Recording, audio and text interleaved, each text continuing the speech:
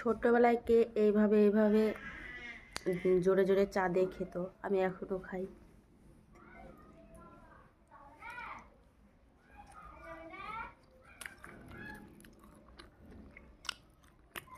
Good morning everyone.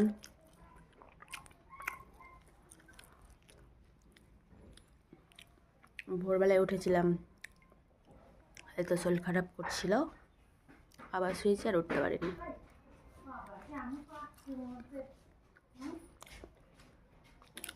আপনারা চা দিয়ে রুটিকে এইভাবে রোল করে ভিজে ভিজে খাবেন, ভালো লাগে। ছোটবেলার কথা মনে পড়ে বেশি।